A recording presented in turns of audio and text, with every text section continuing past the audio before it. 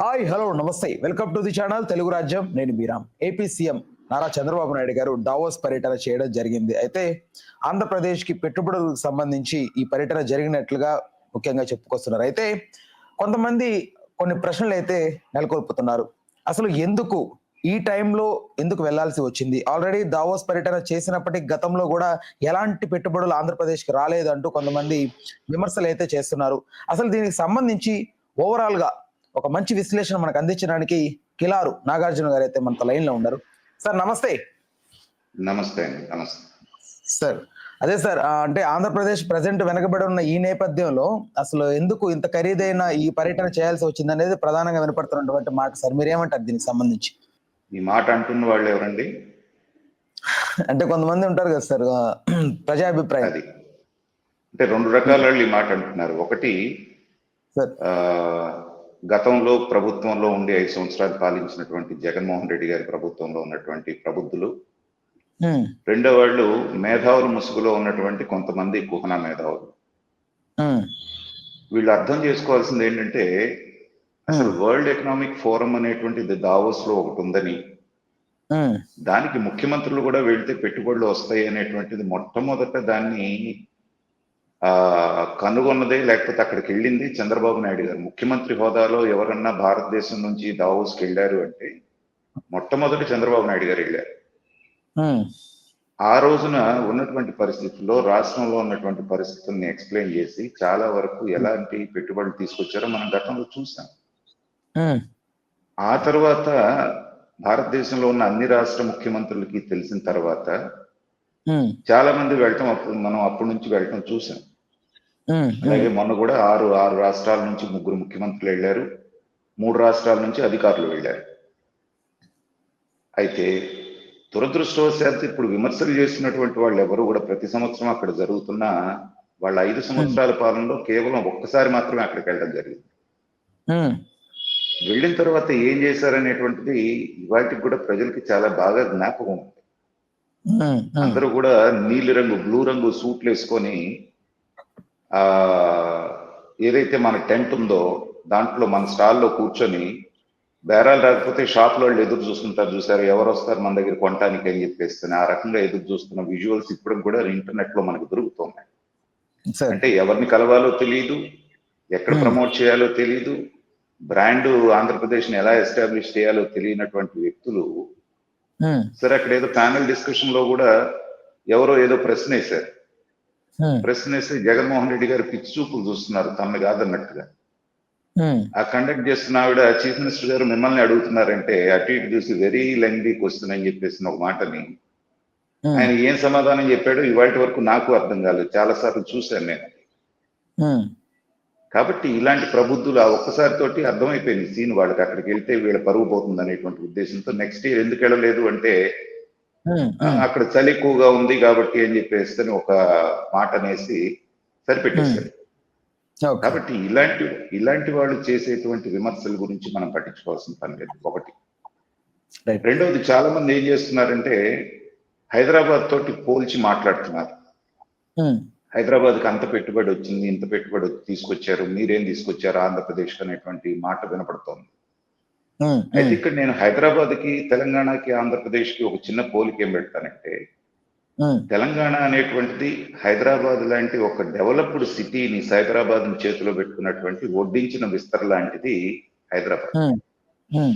అయితే ఆంధ్రప్రదేశ్ పరిస్థితికి వస్తే అన్యాయంగా విభజించబడి గత 5 సంవత్సరాల పాలనలో కుక్కలు జింపిన విస్తరలాగా తయారైనటువంటి పరిస్థితి ఆంధ్రప్రదేశ్. తెలంగాణనేమో వడ్డించిన విస్తర కింద మనం అనుకుంటే, ఆంధ్రప్రదేశ్ ని కుక్కలు జింపిన విస్తర అనేటువంటిది మనం పోల్చవచ్చు. గత 5 సంవత్సరాల్లో జరిగినటువంటి విధ్వంసకర పాలన ఏదైతే ఉందో దాన్ని నథింగ్ బట్ కుక్కలు జింపిన విస్తర. కాబట్టి హైదరాబాద్ ని తర్వాత ఆంధ్రప్రదేశ్ ని పోల్చడం అంటేనే, తెలంగాణని ఆంధ్రప్రదేశ్ ని, వాళ్ళకి విఘ్నత లేదని నేను అంటున్నాను. ఇవాళ ఆనాడు ఉన్నటువంటి కాంగ్రెస్ ప్రభుత్వం అన్యాయంగా విభజించి ఏమీ లేకుండా కట్టుబట్టలతో బయటికి పంపించినటువంటి ఆంధ్రప్రదేశ్ ని, తర్వాత వచ్చినటువంటి బీజేపీ గవర్నమెంట్, ఎన్డీఏ గవర్నమెంట్ లో ఉన్నప్పటికీ కూడా తెలుగుదేశం ఆడినటువంటి దొంగాట ఉమ్, ఇవన్నీ చూసి 10 సంవత్సరాల పాటు ఏమీ లేనటువంటి రాష్ట్రమే కదా. ఉమ్, ఇప్పుడు మీరో నేనో దావోస్ వెళ్ళాం, మనం సార్. పెట్టుబడిదారులు, మన దగ్గర వేల కోట్ల రూపాయలు ఉన్నాయి. చంద్రబాబు నాయుడు గారంటే అభిమానం ఉంది. ఉమ్, ఉన్నప్పటికీ వచ్చి మా దగ్గర పెట్టండి అంటే వాళ్ళు అడుగుతున్న ఒకే ఒక ప్రశ్న ఏంటంటే, ఉమ్, మీరంటే నమ్మకం ఉంది మాకు, ఉమ్, కానీ ఇంత అభివృద్ధి చేసిన మిమ్మల్ని 2019లో ఓడించినట్టే ప్రజలు, మళ్ళీ 2029లో కూడా మీరు ఓడిపోయి జగన్మోహన్ రెడ్డి వస్తే మా పరిస్థితి ఏంటి? ఉమ్, ఇదే ప్రశ్న యూనివర్సల్ గా వినపడుతుంది. ఉమ్, ఆల్రెడీ ఎస్టాబ్లిష్డ్ ఇండస్ట్రీస్ అయినటువంటి అమరరాజా లాంటి ప్రెస్టీజియస్ ఇన్స్టిట్యూషన్స్ నే, ఇండస్ట్రీస్ నే ఉమ్, ఎక్స్పాన్షన్ అనేది లేకుండా ఆయన పోయి హైదరాబాద్ లో పెట్టుకున్నాడు గల్లా జయదేవ్ గారు. ఉమ్, ఉమ్, వీళ్ళ దెబ్బకి రాజకీయాలే మానేశాడు. ఉమ్, 9,500 కోట్ల రూపాయలు పెట్టుబడి, ప్రత్యక్షంగా 10,000 మందికి, పరోక్షంగా 10,000 మందికి ఉపాధి ఇచ్చే ఉమ్, ఇండస్ట్రీని ఉమ్, పక్క రాష్ట్రాన్ని తరిమేశారు వీళ్ళు. ఉమ్, అలాంటి సందర్భంలో వాళ్ళు అడుగుతున్నది, ఇదే పరిస్థితి మళ్ళీ జగన్మోహన్ రెడ్డి ప్రభుత్వం వస్తే జరగదని మీరు గ్యారంటీ ఇవ్వగలరా ఉమ్, అన్నదానికి చంద్రబాబు నాయుడు గారి దగ్గర ఇవాళ సమాధానం లేదు. ఎలా ప్రజాస్వామ్యంలో ఎలా ఇవ్వగలుగుతారు చెప్పండి? మేమే ఎల్లకాలంలో అధికారంలో ఉంటాం అనేటువంటిది ఎవరు చెప్పగలుగుతారు? ఆ రోజున ఉమ్, అమరావతిని శరవేగంగా ప్రారంభించి పోలవరం ప్రాజెక్టు 82% కంప్లీట్ చేసి 72% కంప్లీట్ చేసిన అతను అప్పటికి కూడా ప్రజలు 23 సీట్లు ఇచ్చారు చంద్రబాబు నాయుడు గారు. ఉమ్, అంటే ఆంధ్ర రాష్ట్ర ప్రజలకి అభివృద్ధి కంటే కూడా మాకు ఫ్రీనే అని చెప్పేసి వాటికే మొగ్గు చూపారు. ఉమ్, కానీ 5 సంవత్సరాలు తిన్నటువంటి దెబ్బల మూలాన మళ్ళీ రియలైజ్ అయ్యి మొన్న పెద్ద ఎత్తున తెచ్చుకున్నారనుకోండి. ఉమ్, మళ్ళీ రేపు ఉమ్, పొద్దున జగన్మోహన్ రెడ్డి ఇంకో మాయ మాటలు చెప్పి మళ్ళీ ముద్దులు పెడతా సవరదీస్తా బయలుదేరితే ప్రజలు అటుపక్క మొగ్గరనేటువంటి నమ్మకం లేదు కదా ప్రజాస్వామ్యంలో. ఉమ్, పారిశ్రామికవేత్తల్ని అడుగు ముందు వేయటానికి ఆపుతున్నటువంటి ఏకైక కారణం ఇదే. సార్. ఓకే. కియా మోటార్స్ దగ్గర ఎవరైతే ఉమ్, మన గోరంట్ల మాధవ్ చేసినటువంటి వికృత చేష్ట మనం చూసాం, గుర్తుందా మీకు? ఉమ్, ఉమ్, ప్రారంభోత్సవానికి పిలిస్తే ఉమ్, వాళ్ళని అక్కడికక్కడే విమర్శిస్తూ ఆ కారు మీద కారు కూతలు రాశాడు. ఉమ్, ఇలాంటి ప్రభుత్వం మళ్ళీ ఏమన్నా వస్తుందేమో అన్నటువంటి భయపడుతున్నారు ఒకటి. రెండవది, ఉమ్, పూర్తిగా దావోస్ పర్యటన విఫలమైందని నేను ఒక రాజకీయ విశ్లేషకుడిగా అన్నాను. సార్. మొన్న దావోస్ పర్యటన ఎందుకు ఉపయోగపడ్డదంటే అక్కడ ఉన్నటువంటి వాళ్ళల్లో ఉన్నటువంటి ఏవైతే అపోహలు ఉన్నాయో ఉమ్, వాటినన్నింటినీ తొలగించడానికి చంద్రబాబు నాయుడు గారు దాదాపుగా సక్సెస్ అయ్యారు.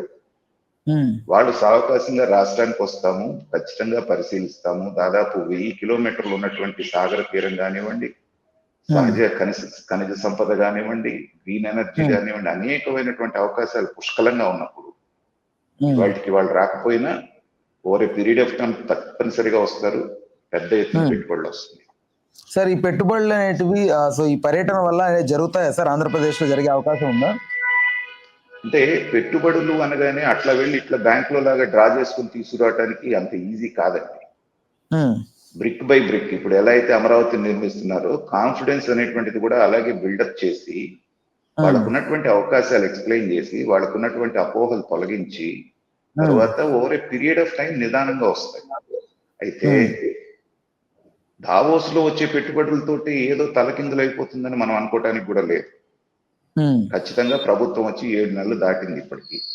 ఉమ్, ఈ 7 నెలల్లోనే దాదాపు 4 లక్షల కోట్ల రూపాయలకు సంబంధించినటువంటి పెట్టుబడులు ఇక్కడికి రావటం అనేది మనం చూసాం. ఉమ్, గత 4 నెలల్లోనే 2 లక్షల కోట్ల రూపాయలు పైన పెట్టుబడులు రావటం, దాదాపు 1,50,000 మందికి ఉపాధి లభించేటువంటి పరిస్థితి మనం చూసాం ఒకటి. రెండవది, మొన్న విశాఖపట్నానికి వచ్చినప్పుడు 2,08,000 కోట్ల రూపాయల అభివృద్ధి పనులకు కానివ్వండి, వీటికి కానివ్వండి మోడీ గారు శంకుస్థాపన చేయడం చూసాం. ఉమ్, అంటే ఆల్రెడీ కొత్తగా వచ్చినటువంటి ప్రభుత్వం 7 నెలల కాలంలోనే 4 లక్షల కోట్ల రూపాయలు దగ్గరగా ఆంధ్ర రాష్ట్రానికి పెట్టుబడి పెట్టించడం అంటే మామూలు విషయం అది. అవును సార్. దీన్ని మర్చిపోయి -డిగ్రీ చలి ఉంటది కాబట్టి నేను దావోస్ వెళ్ళలేదు అన్నటువంటి అమర్నాథ్, గుడివాడ అమర్నాథ్ బయటకు వచ్చి విమర్శించడం చంద్రబాబు నాయుడు గారిని అంటే ఆకాశం మీద ఉమ్మేయటమే అవుతుంది. రోజుకి 18 గంటలు 75 సంవత్సరాల వయసులో ఆయన కష్టపడుతూ ఉంటే దావోస్ లో చలి అన్నారు వీళ్ళు. కనీసం ఆయన స్వెటర్ వేసుకోకుండా తిరిగాడు, మనందరం చూసాం విజువల్స్. గడ్డగట్టుకుపోయే చలిలో కూడా ఆయనకున్నటువంటి పట్టుదల ఏంటి అనేటువంటి మనం చూడొచ్చు. ఆయన ఇక్కడ కూర్చున్నా దావోస్కి వెళ్ళకపోతే అడిగేవాడు ఎవడు లేడు. కానీ రాష్ట్రాన్ని ఏ రకంగా అభివృద్ధి చేయడానికి ఉన్న ఏ అవకాశాన్ని ఆయన వదులుకోవడానికి ఇష్టపడట్లేదు. ఉమ్, కాబట్టి సార్ చంద్రబాబు నాయుడు గారు ఏంటి, చంద్రబాబు నాయుడు గారు ఇంకో మాట చెప్పారు. చంద్రబాబు నాయుడు గారు మీరు గమనిస్తే బిల్ సార్ గేట్ తో సమావేశం అయినప్పుడు, ఇదేంటండి గతంలో మీరు హైదరాబాద్ ను ప్రమోట్ చేయడానికి వచ్చారు కదా, ఇప్పుడేంటి మళ్ళీ ఆంధ్రప్రదేశ్ అని ఆయన ఆశ్చర్యంగా అడగటం జరిగింది. అంటే ఎంత దీనావస్థలో ఉన్నారంటే పాపం చంద్రబాబు నాయుడు గారిని తలుచుకుంటే ఇప్పుడు మనకి బాధేస్తుంది. ఒక పక్కన హైదరాబాద్ నా స్థాయికి అభివృద్ధి చేసి ఇవాళ మళ్ళీ వెళ్ళి ఇంకొక రాష్ట్రాన్ని మా దగ్గరికి అమరావతికి రండి అని అడగటం అనేది ఆయనకి ఇబ్బందికరమైన విషయమే, కానీ తప్పట్లేదు. తర్వాత రేవంత్ రెడ్డి గారు పక్కన మన ఫడ్నవీస్, చంద్రబాబు నాయుడు గారు అక్కడ కూర్చోన్నారు. వాళ్ళ ముగ్గురులో చంద్రబాబు నాయుడు గారు చాలా సీనియర్, నాలుగోసారి ముఖ్యమంత్రిగా చేస్తున్నటువంటి వ్యక్తి. మొట్టమొదటి ముఖ్యమంత్రి అయిన రేవంత్ రెడ్డి గారు ఏమో గొప్పలు కొడుతూ తన వయసుని తన స్థాయిని కూడా మర్చిపోయి అసలు అమరావతి కాదు భారతదేశంలో ఉన్న ఏ నగరం మాతో పోటీ పడదు, నేను చైనాతో పోటీ పడతాను ఏకంగా అని చెప్పేసి ఆయన ఆత్మవిశ్వాసంతో మాట్లాడుతున్నట్టుగా ఆయన అనుకున్నాడు, కానీ అది చాలా ఇమ్మెచ్యూర్డ్ గా అనిపించింది. సార్ అసలు నువ్వు ఏదైతే పాడికుండలాగా ఆదాయాన్ని పొందుతున్నావో ఆ నగరాన్ని నిర్మించిన వ్యక్తి పక్కన కూర్చొని ఉంటే ఆయన కంటే నేను గొప్పవాడిని అన్న పద్ధతిలో ఆయన మాట్లాడినటువంటి పద్ధతి విచిత్రంగా అనిపించింది జనానికి. అలాగే చంద్రబాబు నాయుడు గారు కూడా ఆ ఇద్దరు కూడా రిచ్ స్టేట్లు నేను పూర్ స్టేట్ అంటాం కూడా జనానికి ఆశ్చర్యాన్ని కలిగించింది. కానీ ఇట్స్ ఫ్యాక్ట్, ఇవాళ ఫైనాన్షియల్ క్యాపిటల్ అనేది బాంబే, పర్ క్యాపిటల్ ఇన్కమ్ లో ఇండియాలో నంబర్ 1 ఉన్నది తెలంగాణ, తాడు బొంగరం లేని ఆంధ్రప్రదేశ్ వీటితో పోటీ పడుతుందా ఉన్న ఫ్యాక్టే ఆయన చంద్రబాబు నాయుడు గారు చెప్పారు. కానీ చంద్రబాబు నాయుడు గారు లాంటి సీనియర్ నోటమట మాట రావటం అనేటువంటిది ఏంటి చాలా మంది డైజెస్ట్ చేసుకోలేకపోతున్నారు, బాధపడుతున్నారు. అదే సార్ అదే. కాబట్టి ఖచ్చితంగా రాబోయే రోజుల్లో వరద పెట్టుబడులు అనేటువంటివి బాగా వస్తాయి. Only beginning. నెక్స్ట్ దావోస్ పర్యటన నాటి చెప్పండి సార్. అయితే ఇక్కడ ప్రధానంగా ప్రభుత్వ ఖజానా నుండి డావోస్ కు వెళ్ళడానికి ఎంత ఖర్చు చేశారు, ఆ డబ్బులు ప్రజెంట్ మన ఆ అభివృద్ధికి లేదా ప్రజలకు వినియోగిస్తే బాగుండేది కదా అని చాలా మంది అడుగుతున్నారు సార్. ఇది ఏంటి సార్ దీనికి? Very good. మరి ఆ రకంగా తీసుకుంటే జగన్మోహన్ రెడ్డి గారు లండన్ పర్యటనకు వాళ్ళ అమ్మాయిని చూడటానికి స్పెషల్ ఫ్లైట్ వేసుకున్నప్పుడు ఎంత అయిందండి? అలాగే జగన్మోహన్ రెడ్డి గారు కోటగోడలాగా తన కంచె వేసుకోవడానికి తన దీనికి పెట్టుకున్నటువంటి దానికి ఎంత ఖర్చు అయిందండి? ఒక్క మనిషిని కాపాడటానికి 1000 మంది సెక్యూరిటీని పెట్టుకొని ఆయన చేసినటువంటి ఖర్చు లెక్కలు జనం మర్చిపోయారు అనుకుంటున్నారా? ఒక మంచి ప్రయత్నంగా పెట్టుబడులు తీసుకురావడానికి పెట్టింది, దీన్ని పెట్టుబడి అంటారు. పెట్టుబడి పెట్టిన వెంటనే మీకు ఆదాయం రాదు, ఇట్స్ ఓన్లీ అన్ ఇన్వెస్ట్మెంట్. ఇప్పుడు ఈ 80 కోట్లు వాళ్ళు అన్నట్టుగా 80 కోట్లన్నా అంత అయి ఉండదు, అది ఏదైతే ఉందో అది ఓన్లీ అన్ ఇన్వెస్ట్మెంట్. దాన్ని బేస్ చేసుకొని రేపు పొద్దున ఏ పారిశ్రామికవేత్త వచ్చి ఒక పెద్ద పెట్టుబడి పెట్టారనుకోండి, దిస్ ఈస్ ఎ పీనట్. కాబట్టి అజ్ఞానంతో వాళ్ళు మాట్లాడే మాటలన్నింటినీ కూడా వాళ్ళనే పలసం చేస్తున్నాయి, కానీ రాష్ట్ర ప్రజలు అర్థం చేసుకున్నారు.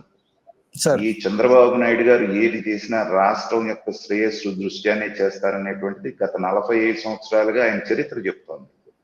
కాబట్టి ఒక అమర్నాథ్ సర్టిఫికెట్ లేకపోతే ఒక జగన్మోహన్ రెడ్డి గారి సర్టిఫికెట్ ఆయనకు అవసరం లేదు. దావోస్ లో మంచి పరిణామం, అందరితో సుహృద్భావ వాతావరణంలో అక్కడ జరిగింది. చర్చల్లో కూడా నేను చూశాను, నేను ఫాలో అయ్యాను. ఆయన తన విజన్ డాక్యుమెంట్ ని ప్రవేశపెట్టినటువంటి పద్ధతి చాలా డీటెయిల్డ్ ప్రెజెంటేషన్ ఇచ్చారు. దాని మీద చర్చ జరుగుతోంది. కొన్ని ఆల్రెడీ ఇన్ ప్రిన్సిపల్ అగ్రిమెంట్స్ జరగడం జరిగింది, రిలయన్స్ కానీ ఇంకా కొన్ని ఏవైతే ఉన్నాయి గూగుల్ కానీ, ఇవన్నీ కూడా అవన్నీ త్వరలో మన ఆంధ్రప్రదేశ్ కి రావటం అనేటువంటి ఖాయం. అది ఆ కళ ఖచ్చితంగా సాకారం అవుతుంది, దాంట్లో ఎలాంటి అనుమానం లేదు. సార్ అయితే ఇంకొక ప్రశ్న ఏంటంటే సార్, ఇక్కడ ట్రిపుల్ పి అంటే పబ్లిక్ అండ్ ప్రైవేట్ పార్ట్నర్షిప్స్ కి సంబంధించి సార్, ఇక్కడ దావోస్ పర్యటనలో ఆంధ్రప్రదేశ్ ప్రభుత్వం పబ్లిక్ అండ్ ప్రైవేట్ పార్ట్నర్షిప్ కోసం ఎటువంటి ఒప్పందాలు కుదుర్చుకుంది అనే అంశం తెర ముందుకు వస్తాం సార్. అదేనండి నేను అన్నది ఏంటంటే అన్ని కూడా ప్రాథమిక దశలో చర్చల రూపంలో జరిగింది. ఆ తర్వాత ఇదమిద్దంగా ఎంఓఏలు జరిగినటువంటి సందర్భం కనపడట్లేదు మనకి. కొన్ని 1-6 కనిపించినాయే కానీ అనుకున్న స్థాయిలో, ఆశించిన స్థాయిలో ఇది లేదు. ఆ తర్వాత ఇప్పుడు ఇంకో పి కూడా ఆయన చేర్చారు దాంట్లో. ఇప్పుడు 4P ఫార్ములా ఆయన అమలు చేస్తున్నారు. కాబట్టి అడ్వాన్స్డ్ దీంట్లో మోడ్ లోకి వెళ్ళారు ఆయన. రోడ్స్ కానివ్వండి, మౌలిక సదుపాయాలు, తర్వాత వీటన్నిటిని అభివృద్ధి చేయడంలో అందరినీ కూడా భాగస్వామ్యం చేస్తారు. ఇప్పుడు నాకు బాగా జ్ఞాపకం, 25-30 సంవత్సరాల క్రితం చంద్రబాబు నాయుడు గారు చెప్తూ ఉంటే 120 నుంచి 140 కిలోమీటర్ల స్పీడ్ లో కార్లు వెళ్తాయి రోడ్ల మీద. ప్రతి 100 కిలోమీటర్లకి ఒక టోల్ గేట్ ఉంటుంది, మనం టోల్ గట్టి వెళ్లాల్సి ఉంటుంది అని ఆయన చెప్తున్నప్పుడు నేను ఆశ్చర్యపోయాను, నవ్వుకున్నాను కూడా. భారతదేశం లాంటి పేద దేశంలో ప్రతి 100 కిలోమీటర్లకు ఒక టోల్ ఉంటవేంటి? 60 కిలోమీటర్ల స్పీడ్ లో కారు వెళ్ళటమే కష్టంగా ఉన్న దగ్గర 5 సంవత్సరాలు 10 సంవత్సరాల్లో 120 140 కిలోమీటర్లు వెళ్ళటం ఏంటి అనేటువంటిది నేనే నవ్వుకున్నా. కానీ ఒక 5-10 సంవత్సరాల్లోనే ఆ కళ సాకారమైంది. ఇవాళ మనమే దారి పొడుగున ఎన్ని టోళ్ళు ఉన్నా కానీ బాధ లేకుండా కట్టుకుంటూ పోతున్నాం. ఎందుకంటే 10 గంటల్లో జరిగే ప్రయాణం మనకి 5 గంటల్లో అవుతుంది.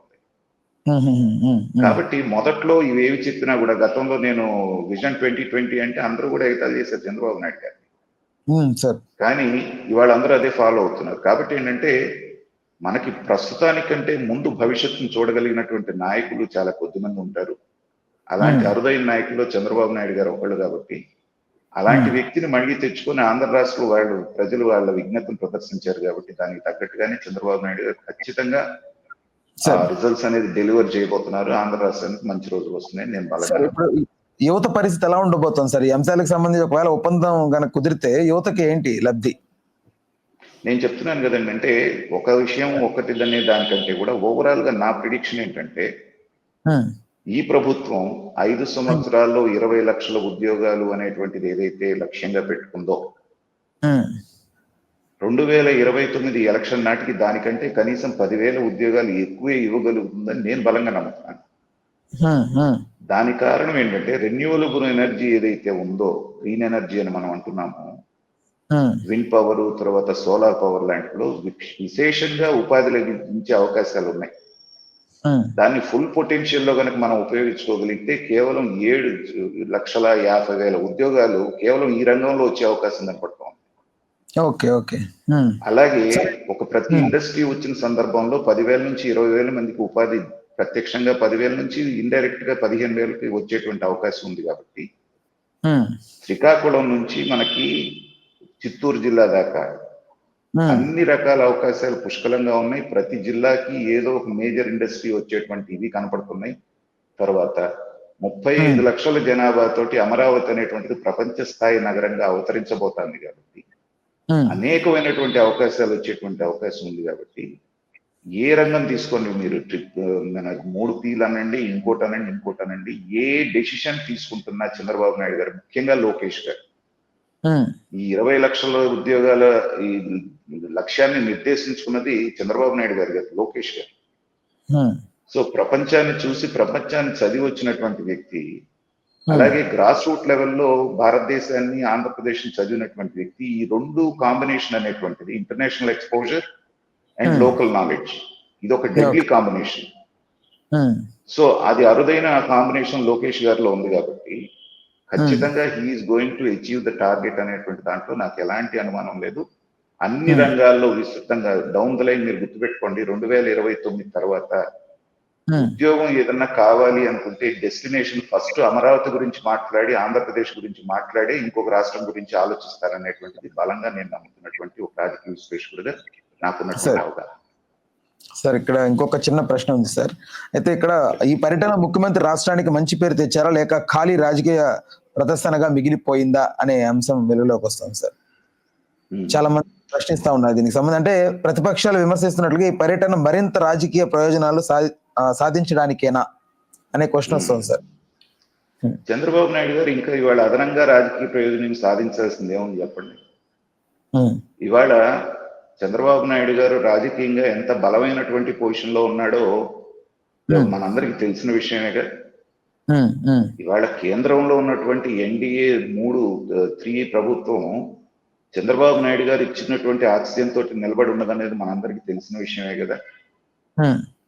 ఇదే మద్దతు ఎన్డీఏ గవర్నమెంట్ కొనసాగిస్తున్న ఏ ఇతర ప్రభుత్వం అయినా కానీ ఇప్పటికీ 4 సార్లు బ్లాక్ మెయిల్ చేసి ఉండేది వాళ్ళని, మీరు చేస్తారా లేకపోతే మిమ్మల్ని పడేస్తామని. కానీ మంత్రి పదవుల మీద కూడా పట్టుపట్టకుండా కేవలం నా రాష్ట్రానికి నిధులు ఇవ్వండి చాలు, నాకు కేంద్రంలో పదవులు అవసరం లేదని వెళ్తున్నటువంటి పద్ధతి చూస్తే ఆయన ఇంకా రాజకీయంగా పెంచుకోవాల్సిన పలుకుబడి ఏముంది అక్కడ. ఇవాళ కేంద్ర ప్రభుత్వం మోడీ గారు కానీ, అమిత్ షా గారు కానీ, చంద్రబాబు నాయుడు గారు ఏది అడిగితే చేయడానికి సిద్ధంగా ఉన్నారు. అలాంటి పరిస్థితుల్లో రాజకీయ ప్రదర్శనలు చేయటం, రాజకీయ మైలేజ్ తెచ్చుకోవాలని చంద్రబాబు నాయుడు గారు ప్రయత్నం చేస్తున్నారు ఎవరన్నా అన్నారు అంటే ఏంటంటే అది రాజకీయంగా వాళ్ళ యొక్క అజ్ఞానాన్ని తెలియజేస్తుందే కానీ నేను బలంగా, ఎందుకంటే ఆయన ప్రస్థానం మొదటి నుంచి నేను చూశాను కాబట్టి చెప్తున్నాను. పగలు రాత్రి ఏ ఆలోచన చేసినా రాష్ట్రానికి ఏ మేలు జరుగుతుంది, దీని మూలాన రాష్ట్రంలో ప్రమాణాలు, జీవన ప్రమాణాలు ఎలా పెరుగుతాయి అనేటువంటి ఆలోచన తప్పితే రెండో ఆలోచన లేదు.